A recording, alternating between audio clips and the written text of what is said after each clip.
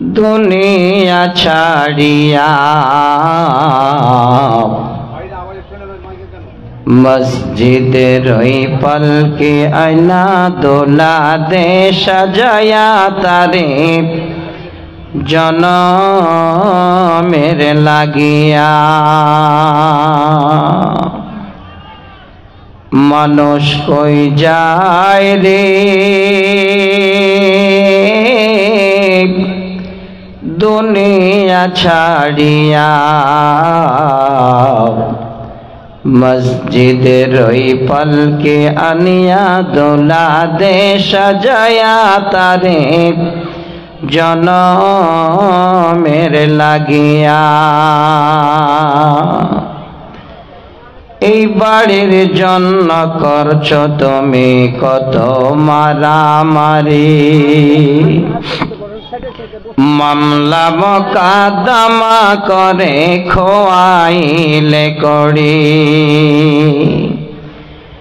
এই বাড়ির জন্য করছো তুমি কত মারামারি,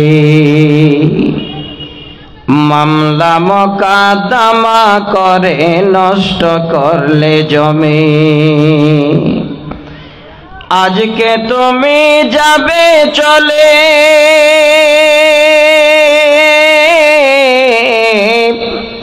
সব কিছু ছাড়িয়া, মসজিদের ওই পালকে আয়না দোলা দে সাজায়া তারে জনমের লাগিয়া। ছেলে মেয়ে নববধূর প্রেমেতে মাতিয়া, নামাজ রোজা সব ছাড়িলাম দুনিয়ায় আসিয়া। ছেলে মেয়ে নববধূর প্রেমেতে পড়িয়া, নামাজ রোজা সব ছাড়িলাম দুনিয়ায় আসিয়া। সেই ছেলেরাই গোসল দিবে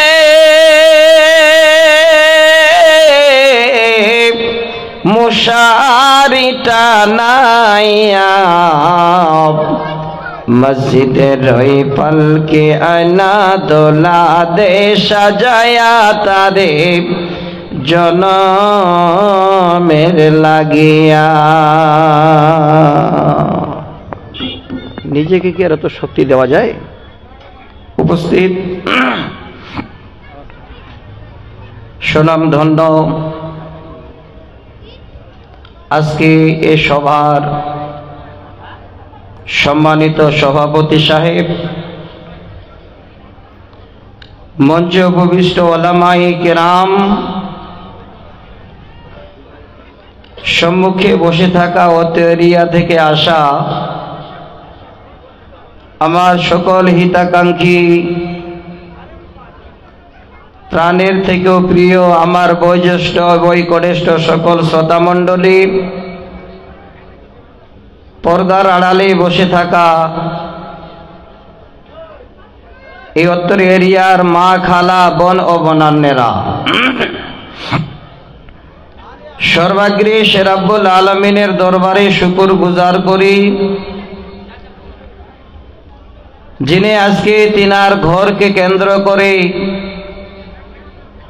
2 দিন ব্যাপী জালসার আয়োজন করে আজকে দ্বিতীয় দিনের দ্বিতীয় রজনী, এই সময় পর্যন্ত আল্লাহ আমাদের সকলের হায়াত দিয়ে কোরআন এবং সহিহ সুন্নাহ শোনার সুযোগ দিয়ে এই পবিত্র জায়গায় আল্লাহ আমাদের বসিয়ে রেখেছেন। সে আল্লাহর দরবারে তিনার বান্দা হিসাবে তিনার কাছে একবার শুকরিয়া আদায় করি। পুরুষেরা সকলে উচ্চ স্বরে, মায়েরা মনে মনে একসঙ্গে একবার বলি আলহামদুলিল্লাহ। আমাদের ধর্মের গুরু, নবী কুলের শিরোমণি মা আমিনার দুলাল আব্দুল্লাহর লাখতে জিগার, নবী আহমদ মুস্তাফা মুহাম্মদ মুস্তাফা সাল্লাল্লাহু আলাইহি ওয়াসাল্লামের প্রতি শতকোটি শান্তির ধারা বর্ষিত হোক। আল্লাহুম্মা আমিন। আল্লাহুম্মা সাল্লি আলাইহি, আল্লাহুম্মা বারিক আলাইহি। ব্রাদার ইন ইসলাম, এই অত্র এরিয়াতে আপনারা 2 দিন ব্যাপী জালসা করছেন। 2 দিনে না হলো কমপক্ষে 4 দুগুণে 8টি আলেমের কাছ থেকে কোরআন হাদিস শোনার সুযোগ পাচ্ছেন। একবার যদি আপনারা হিসাব করেন যে এই রকমের আমাদের গ্রামে যদি 2 দিনে 8টা আলেমের কাছ থেকে 8 ধরনের কোরআনের আয়াত এবং হাদিস শুনি, পার্শ্বে আশেপাশে মাদ্রাসা মসজিদের আরো জালসায় যদি এইভাবে 2 দিন শুনি, আমার মনে হয় আমাদের জীবন ব্যবস্থার জন্য, জীবনের জন্য আর যে ভালো কিছু খোঁজার জন্য কোথাও যেতে হবে প্রয়োজন হবে না। কিন্তু আল্লাহ পাক আমাদের হয়তো শোনার জন্য এখানে পাঠিয়েছেন, এখানে আমরা এসে শুনি, কিন্তু যেই জায়গাটাতে আমাদের শোনার পরে সে কথাগুলোকে সুন্দর করে জায়গা দিতে হবে, সেই জায়গাটাকে হয়তো আল্লাহ পাক রব্বুল আলামিন আমাদের মোহর মেরে দিয়েছেন। না হলে এত কোরআন হাদিসের কথা শোনার পরে আজকে দেখেন আমাদের কত অন্যায়, কত অবিচার, গ্রামে শহরে বাড়িতে নিজের মধ্যে, যেটা আল্লাহ পাক রব্বুল আলামিন যদি এত দয়ালু না হতেন হয়তো কোনোদিন সহ্য করতেন না। আল্লাহ নিছক দয়ালু, তিনার অসীম দয়া, এই কারণে এত ঝামেলার মধ্যেও আল্লাহ আমাদের এই দুনিয়াতে রেখেছেন। আজকে যদি আমাদের মতো আল্লাহ পাক রব্বুল আলামিন এতটুকুন এই দয়া তুলে নিতেন, আমরা মানুষকে চিনতে পারতাম না।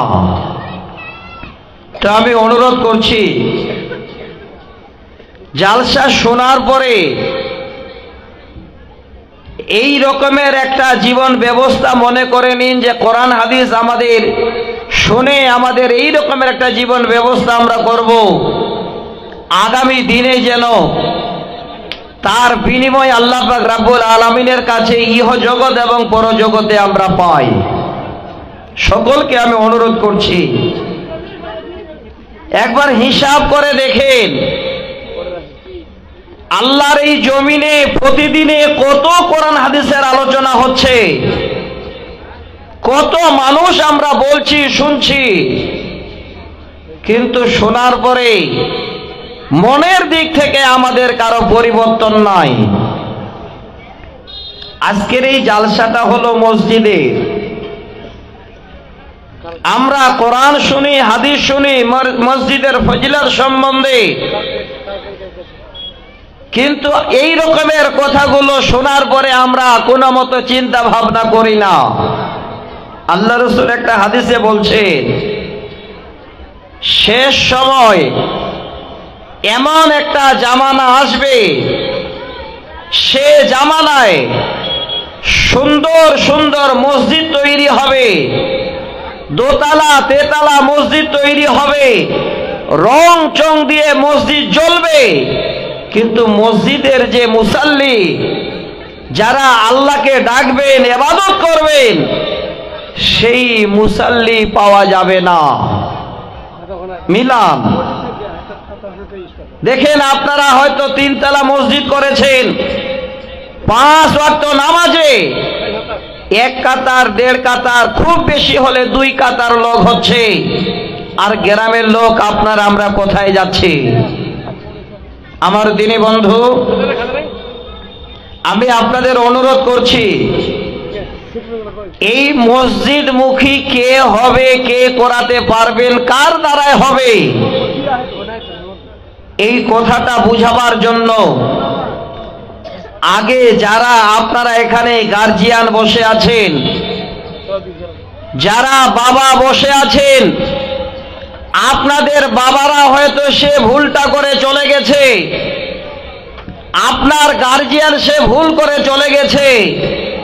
আপনারা যারা বাবা, আপনারা যারা গার্জিয়ান, আপনাদের দ্বারাই যেন এই ভুলটা না হয়। আমি আগে আপনাদের খুব মনোযোগ সহকারে কথাটা বলছি, কমপক্ষে আপনারা আগে জাহান্নাম থেকে বাঁচুন, জাহান্নামের কঠিন আযাব থেকে বাঁচুন। তারপরে আপনার ঘরে যে আল্লাহ পাক রব্বুল আলামিন রত্ন দিয়েছেন সন্তানেরা, তাদেরকেও বাবা আপনারা জাহান্নামের আগুন থেকে বাঁচান। আমি খুব লম্বা করব না, যে বিষয়টা আমি আপনাদের সামনে আজকে আলোচনা করব, সেই বিষয়টাকে আমি অবশ্যই মাথায় রেখে কথাগুলো বলবো। যারা বাবা, যারা মা এখানে বসে আছেন, আমি আপনাদের এই এরিয়াতে অনেক প্রোগ্রাম করেছি, অনেক বিষয়ের উপরে আলোচনা করেছি, অনেক এই রকমের মাজমুন নিয়ে কথা বলেছি। আজকে যে কথাটা বলবো, সেই কথাটা খুব চরম করে বলবো। যারা বাবা, যারা মা, আপনারা অবশ্যই আগে আপনার সন্তানের যত্ন নিন, আপনার সন্তানকে জাহান্নামের আগুন থেকে বাঁচান। আমি তার জন্য আল্লাহর কোরআন সর্বপ্রথমে একটি আয়াত পড়লাম, সূরা তাহরিম আয়াত নাম্বার 6। দ্বিতীয়বারে একটা কোরআনের আয়াত, কোরআনের সূরা থেকে 5টি আয়াত পড়লাম। সূরা লাইল নামে একটি সূরা আছে, শেষ দিকে সূরা লাইলের আমি 5 থেকে 10 পর্যন্ত, অর্থাৎ 5 থেকে 10 নম্বর আয়াত পড়লাম। সহিহ বুখারীর দুটো হাদিস পড়েছি, আর এই হাদিস দুটোর শুরুতে একটার শব্দ হলো মা মিন আবদিন, আর একটার শব্দ হলো মা মিন ইয়াউমিন। তাহলে এই দুটো শব্দ পড়ে এই হাদিস দুটোকে আপনাদের বুঝাবার জন্য ইনশাআল্লাহ আমি পরিপূর্ণ নিয়েছি। একটা হাদিসের রাবি হলেন হযরতে মুআক্কাল বিন ইয়াসার রাদিয়াল্লাহু তাআলা আনহু, হাদিস নাম্বার 7150। দ্বিতীয় হাদিসের রাবি হযরতে আবু হুরায়রা রাদিয়াল্লাহু তাআলা আনহু, হাদিস নাম্বার 2393। আমি আপনাদের কাছে লম্বা করব না, দ্বিতীয় হাদিসটা বলেছি 2393 নম্বর হাদিস সহিহ বুখারীর। আমি এই কয়েকটা কথা বলার জন্য আজকে এখানে দ্বন্দ্বমান। একটু কথাগুলো নেবেন, কাজে দেবে। আজকে যেই সন্তানেরা মসজিদমুখী হতে পারেনি, যারা বাবাকে এখনো দাবড় দিয়ে বসে পাবজি খেলছে, যেই সন্তানেরা বাবার কথাকে তুচ্ছ মনে করে বন্ধুকে নিয়ে পাগল হয়ে গেছে, যেই সন্তানেরা আজকে আপনার মতো বাবাদের প্রত্যেক কথায় তারা সাড়া দেওয়ার জন্য মন থেকে অনিয়া করে কথা বলছে, এই দোষগুলো সন্তানের নয়। এই দোষটা 1 নম্বরে হলো বাবা আপনার, মা আপনার। আপনি ছোট থেকে এই রকমের শিক্ষা দিতে পারেননি, এই রকমের সন্তানকে আপনি যত্ন নিতে পারেননি যে বড় হলে ওই সন্তান আপনার সঙ্গে কিভাবে কথা বলবে। আজকে আপনার জবানটা ঠিক মতো করে সেই সন্তানের উপর আপনি ফেলাতে পারেননি। আমি কোরআন শোনাচ্ছি, একটু শুনবেন মন দিয়ে। আল্লাহ পাক এখানে এই জন্য আগে আপনাকে, তারপরে আপনার সন্তান সন্ততিদেরকে জাহান্নামের আগুন থেকে নিজেকে বাঁচতে বললেন, বাঁচাতে বললেন। পৃথিবীর বুকে জাহান্নাম যাওয়ার জন্য দুটো জিনিস যদি মানুষ ঠিক মতো চালায় তো রাস্তা সহজ হবে। আর পৃথিবীর বুকে সব থেকে ভালো থাকার জন্য, সব থেকে নামি দামি লোক হওয়ার জন্য এই দুটো জিনিসকে যদি ঠিক মতো রাখতে পারে তাহলে সব থেকে সম্মানী হবে। পরকালে আল্লাহর জান্নাত যাওয়ার জন্য আল্লাহ রাসূল নিজেই জিম্মা নেবেন। দুটো জিনিস কি? হযরতে সালিহ বিন সাআদ রাদিয়াল্লাহু তাআলা আনহু হাদিসের রাবী, সহিহ বুখারীর হাদিস 5373 নম্বর হাদিস। আল্লাহ রাসূল বলছেন, মান ইয়াজমাল্লি মা বাইনা লাহইয়াইহি ওয়া মা বাইনা রিজলাইহি আজমাল্লাহুল জান্নাতা। নবীজি বলেন, ওরে আমার উম্মত, দুনিয়াতে যদি দুইটি জিনিসের তোমরা জিম্মা নিতে পারো, আমি নবী আল্লাহর জান্নাত যাবার জন্য তোমাদের জিম্মা নেব। দুটি জিনিস, যেই দুটি জিনিসের মাধ্যম দিয়ে আল্লাহর জান্নাত যাবার স্বয়ং নবী জিম্মা নেবেন, এই দুটি জিনিস আমাদের কাছে আছে কিনা, ঠিকভাবে আমরা ব্যবহার করি কিনা, না অন্যায়ভাবে ব্যবহার করি, নিজেরাই একবার আপনারা হিসাবটা করেন। এক নাম্বার হলো মাইয়াজমাল্লি মা বাইনা লাহইয়াইহি।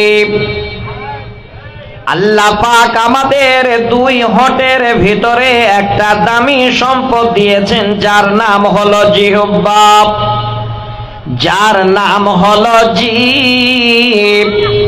এই জিভ দিয়ে আমরা যদি ঠিক মতো মানুষের সঙ্গে কথা বলি, ঠিক মতো যদি আমার আল্লাহকে আমরা ডাকি, আল্লাহকে স্মরণ করে আল্লাহর জিকির আজকার করে, আমাদের সন্তানদের ঠিক মতো জবান দিয়ে যদি তাদের সঠিক পথের কথা বলে, আল্লাহর নবী বলেন এক নম্বর হলো তোমাদের জন্য এই জিভ।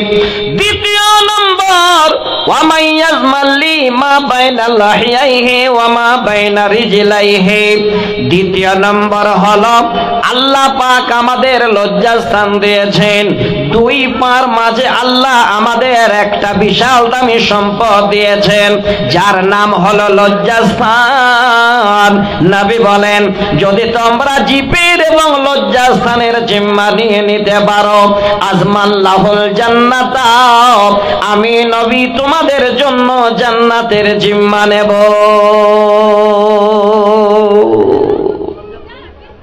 খুব বেশি নয়, দুটো জিনিস, একটা হলো জিভ আর একটা হলো লজ্জাস্থান।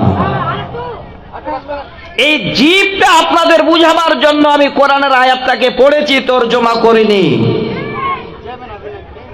আজকে আপনার সন্তান মসজিদমুখী হয় না, আজকে আপনার সন্তান আপনার কথা ধরে না, আজকে আপনার সন্তান আপনি এক দিকে ডাকছেন তো সে বন্ধুর দিকে টেনে চলে যাচ্ছে। এই জায়গাটা একমাত্র প্রথমে ভুল করেছেন বাবা মা আপনারা, এই জিভটাকে আপনারা প্রথম থেকে কন্ট্রোল করতে পারেননি। শোনেন, আমি কোরআনের আয়াতটা পড়েছিলাম, আয়াতের তর্জমাটা করছি, পুরোটাই নয়, শুরুর দিকটা শুধু দিচ্ছি। আল্লাহ পাক বলেন, সামনে জায়গা আছে, এরকম একটু কাঁড়ি টাড়ির ব্যবস্থা দেন তাহলে হবে। ভাই পিছনে যে দাঁড়িয়ে আছেন ভাইরা জায়গা পাচ্ছেন না, একটু যদি সেটে শুটে বসতেন তাহলে পিছনে ভাইরা আপনাদের একটু বসতেন। সবাই মিলে এক অপরকে হেল্প করেন, দেখবেন ইনশাল্লাহ আজকে একটা আমাদের কোরআনের আয়াতেরও সেটা আমল হবে, আল্লাহ রসুলের আইনটাও আমাদের ফলো করা হবে। এক অপরকে আপনারা হেল্প করেন। যে সামনে জায়গাটা পড়ে আছে সেই জায়গাটা আপনার ভাইয়ের জায়গা, আপনি ছেড়ে দিন, দেখবেন সকলের বসার জায়গা হয়ে যাবে। কমিটিকে বলছি সামনের দিকে একটু কাঁড়িগুলো দেন ভাই। হয়তো এমনও কোনো ভাই আছেন পরে এসেছেন কিন্তু মনটা চাচ্ছে সামনে বসলে ভালো লাগতো, ওনারা সামনে বসবেন, কাঁড়ি দেন একটু। এবার আলোচনা করছি, শোনেন। আল্লাহ পাক আমাদের মতো যারা আমরা আল্লাহর কোরআন শুনছি, যারা আমাদের এই রকমের সরিষার দানা পরিমাণ আল্লাহকে আমরা বিশ্বাস রেখেছি, সেই বান্দাদের আল্লাহ ডেকে বলছে। আল্লাহ পাক বলেন, বিসমিল্লাহির রহমানির রহিম, ইয়া আইয়ুহাল্লাযীনা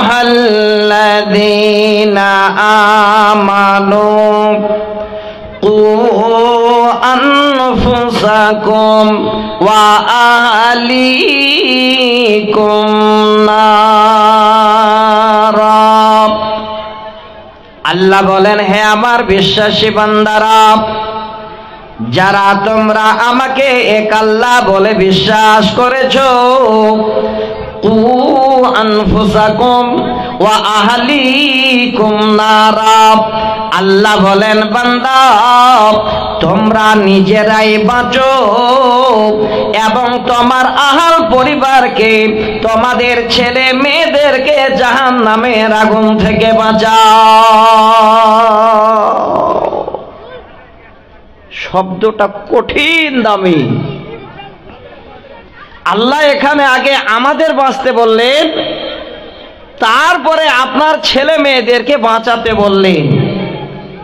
আচ্ছা, কোনো বাবা চাইবেন যে আপনি মসজিদে সব সময় আজান দিচ্ছেন, 5 ওয়াক্ত নামাজ পড়ছেন, আপনাকে চোখের সামনে সুন্দর করে একটা ফুল বাগানে বসতে দেওয়া হলো, আর আপনার কলিজার টুকরো যে সন্তান আপনার ঘরে আছে, আপনার সামনে তাকে একটা এই রকমের আগুন জ্বালিয়ে আগুনে ছেড়ে দেওয়া হলো, কোনো বাবা কি সহ্য করবে? কোনোদিন করবে না। তো আল্লাহ পাক এই জন্য বলছেন, বান্দা তুমি বাঁচো, তোমার ছেলে মেয়েদেরকেও বাঁচাও। এই দুটো শব্দ নিয়ে আজকে আমি আপনাদের সামনে কথা বলবো। আল্লাহর ঘরে জায়গা হবে না ইনশাআল্লাহ। আল্লাহর ঘরে শুধু রমজান মাসে নয়, রমজানের পরেও দেখবেন পরিপূর্ণ যারা এই রকমের শিক্ষাটা দিতে পারবেন, অবশ্যই সেদিন দেখবেন যে আপনার সন্তান আপনার পিছে পিছে মসজিদ ধরেছে। আগে আপনি বাঁচুন, তারপরে আপনার সন্তানদেরকে আপনি বাঁচান। এই দায়িত্ব হলো বাবার, এই দায়িত্ব হলো মার। সর্বপ্রথমে এই শিক্ষাটা দেবে মা, এই শিক্ষা দেবে বাবা। যারা বাবা এখানে আছেন, আমি এই বাবাদের বলতে চাচ্ছি, আপনাদেরকে আজকে আমি বক্তব্য রাখছি, আপনাদের বক্তব্য শোনাচ্ছি। আগে আপনারা ঠিক হন, আপনাকে দেখে আপনার সন্তান ঠিক হয়ে যাবে। আর যদি আপনি ঠিক না হন, সন্তানকে যদি ঠিক মতো করে জাহান্নাম থেকে না বাঁচার চিন্তা ভাবনা করেন, এই সন্তানের সমস্ত দায়িত্ব বাবা আপনাকে বহন করতে হবে। এই ছেলেরা যে পাবজি খেলছে আপনার চোখের সামনে, যেই ছেলেটা আপনার চোখের সামনে আবার বন্ধুকে নিয়ে আড্ডা দিচ্ছে দোকানে, যেই ছেলেটা আপনার মুখের উপরে কথা বলছে, এই ছেলেটা যদি দাঁড়িয়ে দাঁড়িয়ে পাপ করে, এই পাপের জন্য বাবা কিয়ামতের দিনে আল্লাহ আপনাকে ধরবেন। হাদিসটা শোনাচ্ছি, সহিহ বুখারীর হযরতে আব্দুল্লাহ ইবনে উমর রাদিয়াল্লাহু তাআলা আনহু হাদিসের রাবী, হাদিস নাম্বার 893। আল্লাহ রাসূল বলছে, প্রথমে এই শব্দটা পৃথিবীর সমস্ত মানুষদের, এখানে বাবাকে, মাকে, ছেলেকে খাস করে নয়, আমভাবে বলছেন। শব্দটা কি? নবীজি বলেন, আলা কুল্লুকুম রাইন ওয়া কুল্লুকুম মাসউলুন আন রাইয়াতিহি। নবী বলছেন, তোমরা হলে সকলে দায়িত্ববান আর কিয়ামতের দিনে তোমাদের দায়িত্ব সম্বন্ধে জিজ্ঞাসা করা হবে। সবাই দায়িত্ববান হয়ে যাবে, জায়গা দাঁড়ান আস্তে আস্তে। কিছু কিছু লোক থাকে যদি ফাঁকাও থাকে তাও বসবে না, বুঝলেন? এই যে ভাইরা দেখেন কত সুন্দর করে সামনে চলে আসলেন, আসবে যখন জায়গা হবে না চলে আসবে। ভাই আপনাদের জন্য একটু কষ্ট দিলাম যারা দাঁড়িয়ে আছেন। এই যে দেখেন বাপজান কত বয়স্ক মানুষ, পিছনে ছিলেন সামনে চলে আসলেন। আপনারা সামনে একটু আগে আসবেন, ভাইজানদের একটু বসার জায়গা দেবেন। রাস্তা তো দাঁড়িয়ে আছেন তো অসুবিধা হচ্ছে। আর এইভাবে যদি আপনারা দাঁড়িয়ে থাকেন তো ক্ষতি আপনাদের হবে। বারবার কানটাতে আমাকে এসে বলবেন। আমি যে আপনাদের সুন্দর করে একটার পরে একটা কথা দিয়ে আমার বিষয়টাকে আপনাদের বুঝাতে চাইব, মাঝে তখন ডিস্টার্ব হয়ে যাবে। অতএব দাঁড়িয়ে থাকিয়েন না। সময় তো বেশি নয়, দুটো বক্তা 2 ঘন্টা করে 4 ঘন্টা সময়। আপনাদের এই দেশে তাস খেলে, তাস একটু কথা বলা যাবে? আচ্ছা তাস যদি খেলে তো ঘড়ি টাইম দেখে যে ভাই 1 ঘন্টা পরে চলে যাব, একটু কথা বলতে বলেন তো। 1 ঘন্টা নয়, যদি সন্ধ্যা লেগে যায় আর যদি খালে কোনো মতো লাভ আসতে লাগে তাহলে দেখবেন ছেলে মেয়েকেও ভুলে গেছে। ঠিক না ভুল বললাম? তখন তো টাইম দেখেন না আপনারা।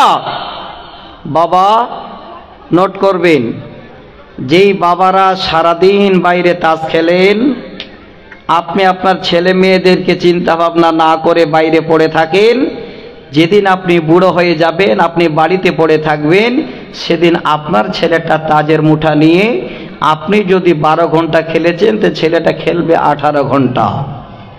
লিখে নেবেন। আমি প্রত্যেকটা দলিল দেব, আল্লাহ রাসূল বলে গেছেন, একটা কথা মিথ্যে নয়। খালে মিলাবেন। পৃথিবীর অনেক ব্যবসা আছে, সেই ব্যবসায় আমরা যেতে পারি না। তাস খেলিয়ে মানুষকে কেউ ফকির করছে আর কেউ কত ধনী হচ্ছে। যারা এত বড় ধনী হচ্ছেন দেখেন ঘুরে যে তার পিছনের কাপড় নেই। এই জায়গাটা মিলাবেন, জীবনে কোনোদিন বরকত হবে না। আমি অনুরোধ করছি এই জায়গাটাকে পূরণ করার জন্য হয়তো কথাটা বললাম, খারাপ লাগতে পারে। হাদিসে আসছে তাস খেলার লাভটা পরে কথা, যে তাসটাতে আপনি হাত দেন, হালাকে আপনি যেন শুয়োরের রক্ততে হাত দিলেন। একবার ভাবেন, একবার চিন্তা করেন, কত কড়া ভাবে আল্লাহ রাসূল নিষেধ করেছেন। সেখানে তো টাইম কত নষ্ট করছেন আলাদা কথা। আর বলিয়েন না আমাকে কানে, আপনারা নিজেরাই বিবেচনা করে জায়গাটা ঠিক করে নিয়েন। আমাকে একটু বলার সুযোগ দিন। টাইম 2 ঘন্টা, দেখতে দেখতে পার হয়ে যাবে। কিছুই বলা হবে না, তাই পার হয়ে যাবে। একটু ধৈর্য ধরবেন। তাহলে হাদিসের প্রথম শব্দটা কি বললাম? আলহামদুলিল্লাহ। আল্লাহ আপনাদের হেদায়েত করুক। মনে হয় কথাটা বুঝতে পেরেছেন। চেপে আসেন। এই যে ডান সাইডে একটু ফাঁকা দেখতে পাচ্ছি ভাই, আপনারা নিজের বিবেকটাকে প্রশ্ন করুন। হে মন, এখনই যদি চোখ দুটো বন্ধ হয়ে যায় এই লোকগুলো সব হারিয়ে যাবে, একাই যাব, কেউ যাবে না সাথে। আজকে একটু মহব্বত করুন, পাশাপাশি বসুন, ভালো লাগবে শুনতে। আলহামদুলিল্লাহ, আলহামদুলিল্লাহ। আমি আজকে যেন আপনাদের কাছে অন্তর খুলে কথা বলতে পারবো যে আপনারা আমার কথাটাকে মেনে নিলে। আর প্রয়োজন নেই, যারা দাঁড়িয়ে আছেন যদি আপনাদের বিবেক থাকে যে আমার জন্য ভাইরা, দাদারা, শ্রদ্ধা ভাজনেরা হেঁটে আসলো, চেপে গেল, আমাদের জন্য জায়গা ছেড়ে দিল, তাহলে আপনারা বসে যাবেন। এবার শোনেন, 1.5 ঘন্টার সময়, আর আধা ঘন্টা চলেই গেল। আমভাবে আল্লাহ রাসূল বলছেন কি, আলা কুল্লুকুম রাইন ওয়া কুল্লুকুম মাসউলুন আন রাইয়াতিহি। নবী বলেন তোমরা হলে দায়িত্ববান, আর আল্লাহ পাক তোমাদের এই দায়িত্ব সম্বন্ধে জিজ্ঞাসা করবে। সবাইকে, কেউ বাদ নয়। এবার হাদিসটা একটু পরে 3টা শব্দ আছে আল্লাহ রাসূল খাস খাস করে আর বলেছেন অমুককে অমুককে অমুককে জিজ্ঞাসা করবেন। তারা কারা? 1 নাম্বার হলো ফাল ইমাম রাইন ওয়া হুয়া মাসউলুন আন রাইয়াতিহি। যারা হলেন ইমাম। এবার আপনারা সাধারণ জানেন ইমাম মানে হলেন আমাদের মসজিদের ইমাম। আপনারা জানেন ইমাম মানে হলো মাওলানা সাহেবেরা। আজকে এই ধারণাটা আপনার ভুল। আল্লাহর নবী বলছেন এই ইমাম শব্দর মানে মসজিদের ইমাম নয়, এই ইমাম শব্দর মানে মাওলানারা নয়। এই ইমামের মানে হলো যারা গ্রামের হলো মাথা, যারা হলো গ্রামের মণ্ডল, যারা হলো গ্রামের নেতা, যারা হলো গ্রামের দায়িত্ববান। আল্লাহর নবী প্রথম শব্দটা বললেন ফাল ইমাম রাইন ওয়া হুয়া মাসউলুন আন রায়াতিহি। যারা হবে গ্রামের মণ্ডল, যারা হবে গ্রামের নেতা, যারা হবে গ্রামের দায়িত্ববান, আল্লাহ পাক কিয়ামতের দিনে জিজ্ঞাসা করবেন, ওরে মণ্ডল তোমার গ্রামকে আমি যেন সুন্দর তোমাকে দায়িত্ব দিয়েছিলাম, তুমি তোমার গ্রাম কিভাবে পরিচালনা করেছ? হ্যাঁ নেতা, হ্যাঁ গ্রামের দায়িত্ববান, তাড়াতাড়ি করে আমার কাছে হিসাব দাও, আমি আল্লাহ তোমার কাছে তোমার এই দায়িত্বের হিসাব চাই। এই শব্দটা যদি জীবনে কোনোদিন আমল করে গ্রামের নেতারা মণ্ডলেরা, একটা গ্রামে কেউ কোনোদিন তাস নিয়ে বসতে পারবে না। বলুন ঠিক না ভুল বললাম? তৈরি হন আজকে, যান আজকে আপনাদের। আমার আগে একজন ভাই বক্তব্য রেখেছিলেন গাজলে বাড়ি, ওই এরিয়াতে আলেম ওলামারা সুন্দর করে মিটিং করেছেন। যদি কোনো বিয়ে বাড়িতে এই রকমের বিয়েতে কোনো ডিমান্ড দেওয়া হয়, একজন আলেম সেই বিয়েতে যাবে না, বিয়ে পড়াবে না। গ্রামে 2-4-5 জন মোড়ল আছেন, দায়িত্ববান আছেন, ভালো ভালো নেতা আছেন, তৈরি হয়ে যান কাল থেকে যে আমাদের গ্রামের এই দায়িত্ব কিয়ামতের দিন আল্লাহ আমাদের কাছে নেবেন। আজ থেকে আমরা 4-5 জন তৈরি হয়ে গেলাম, দেখবেন গ্রামের সমস্ত অন্যায় দূরে সরে যাবে, একটাও কেউ তাজ নিয়ে বসতে পারবে না। এবার বলবেন মাওলানা যারা তাজ নিয়ে বসবে ওদের দলটা ভারী হয়ে যাবে, তাই কি না? পৃথিবীর বুকে শয়তানের দল সব জায়গায় ভারী থাকবে। যারা দায়িত্ববান যদি একবার প্রতিবাদ করেন, একবার যদি আপনারা গিয়ে দাঁড়িয়ে যান, কসম করে বলছি কিয়ামতের দিনে যেদিন আল্লাহ হিসাব চাইবেন সেদিন একবার দাঁড়ানোর কারণে আপনার হিসাবটা সহজ হয়ে যাবে। আপনি বলতে পারবেন আল্লাহ আমরা প্রতিবাদ করেছিলাম, কিন্তু দায়িত্ব নিয়ে বসে থাকিয়েন না। আজকে দেখেন মসজিদে আজকে কেন মুসাল্লি নয়? মসজিদে আজান হচ্ছে, ইমাম সাহেব আর মুয়াজ্জিন আর আশেপাশে কয়েকজন বুড়া মিলে মসজিদে জামাত হচ্ছে কেন? বাবা এই জবাবটা আল্লাহকে আপনাকে দিতে হবে। আপনার 4টা ছেলে, ওই 4টা ছেলে মসজিদে নিয়ে যাওয়ার দায়িত্ব ইমাম সাহেবের নয়, আগে আপনার। আমি হাদিসের তর্জমাটা করছি, মনের কষ্টে দুঃখে কথাগুলো বলছি। আজকে আমাদের সমাজ এত বড় গাইডলাইন থাকা সত্ত্বেও, এত বড় জীবন ব্যবস্থা থাকা সত্ত্বেও আমাদের জীবনগুলো, সমাজ ব্যবস্থাগুলো আমরা ধ্বংস করে দিয়েছি। শোনেন, আরো ডাকবো কাউকে নাকি? ডিস্টার্ব করিয়েন না, সময় বেশি নাই, 1.5 ঘন্টা সময়। আর একটু ধরবেন ধৈর্য, আপনারা অনুরোধ করছি, যা হওয়ার হতে দেন, বাইরে থাকলে থাক।